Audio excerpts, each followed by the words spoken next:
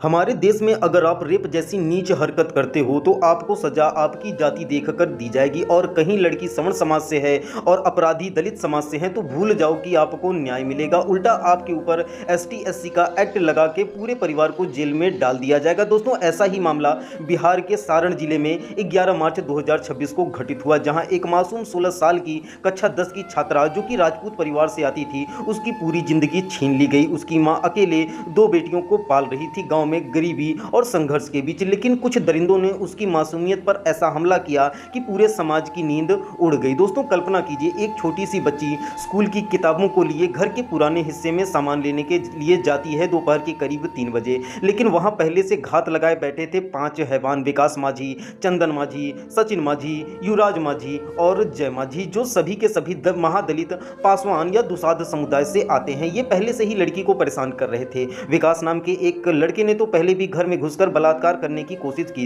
थी। विरोध करने पर धमकाते थे कि तुम्हारे साथ बहुत बुरा अंजाम होगा, एससी एसटी एक्ट लगा देंगे और सबको मार डालेंगे। परिवार डर के मारे चुप रहता, क्योंकि सवर्ण होने के कारण उन्हें लगता था कि अगर आवाज उठाई तो उल्टा जेल में डाल दिए जाएंगे। लेकिन उस दिन उन्होंने लड़की को जबरन उठाया। लड़की चीखती चिल्लाती रही, लेकिन वो दरिंदे बच्ची को बाथरूम में घसीटते हुए ले जाते हैं। वहां पांचों बारी बारी से उस लड़की का बलात्कार करते हैं, उसकी इज्जत लूटते हैं। बच्ची की चीखें सुनकर मां और बहन दौड़ती है, लेकिन तब तक बहुत देर हो चुकी होती है, क्योंकि आरोपियों ने उसे पैर से पकड़कर 10 मीटर तक घसीटा, जमीन पर खींचते हुए उसके शरीर को घायल करते हुए फिर जिंदा कुएं में फेंक दिया, जहां बच्ची 15 से 30 मिनट तक तड़पती रही, पानी में छटपटाती रही, मदद मांगती रही, लेकिन कोई नहीं बचा सका और उसकी दर्दनाक मौत डूबने के कारण हो जाती है। परिवार की हालत इतनी ज्यादा खराब है और मां का तो रो रो कर बुरा हाल हो गया है। उन्होंने बताया कि मेरी बेटी चीख रही थी, हम दौड़े, लेकिन वो उसे घसीट कर ले गए और जिंदा कुएं में फेंक दिया। वो तड़पती रही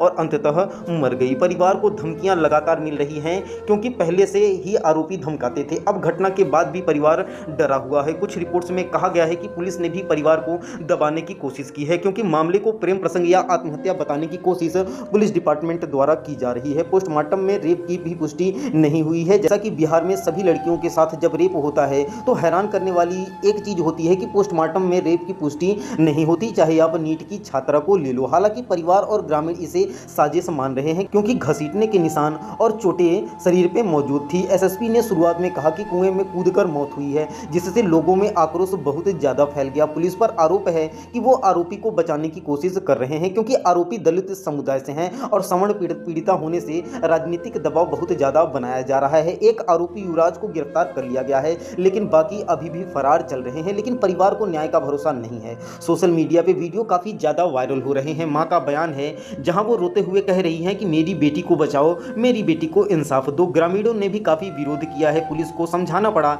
लेकिन मुख्यधारा मीडिया और सरकार चुप है। कोई बयान नहीं, कोई बड़ा प्रदर्शन नहीं। सवाल उठ रहा है कि अगर पीड़िता सवर्ण समाज से है तो न्याय धीमा क्यों पुलिस मामले को कमजोर करने की कोशिश कर रही है? क्योंकि यह सिर्फ एक रेप या हत्या नहीं है, यह सवर्ण परिवार पर अत्याचार का जीता जागता उदाहरण है, जहां पहले से धमकियां, एसटी एससी का डर दिखाकर उन्हें चुप कराया जाता है, जहां बच्चियों की चीखें दबा दी जाती है और पुलिस पक्षपात दिखाती है। देखो, हमारी डिमांड सिंपल सी है, फौरन सभी आरोपियों को गिरफ्तार करके फांसी की सजा दी जाए, परिवार को सुरक्षा और उन्हें दी जाने वाली धमकियों को बंद किया जाए, पुलिस निष्पक्ष तरीके से जांच करे और एसआईटी मजबूत बने। सवर्ण हो या कोई भी हो, बेटियों की इज्जत होती है। लेकिन पिछले कुछ दिनों से लगातार सोशल मीडिया पे और खुले मंच से ये सो कॉल्ड दलितों के नेता ब्राह्मणों की लड़कियों को, सवर्णों की लड़कियों को एक ऑब्जेक्ट की तरह देख रहे हैं, खुलेआम मंचों से हिंसक भाषण दे रहे हैं, जहां राजपूत ब्राह्मण लड़कियों की अस्मत को लूटने की बात की जा रही है, उनके शुद्धिकरण की बात की जा रही है। लेकिन सबसे हैरानी वाली बात है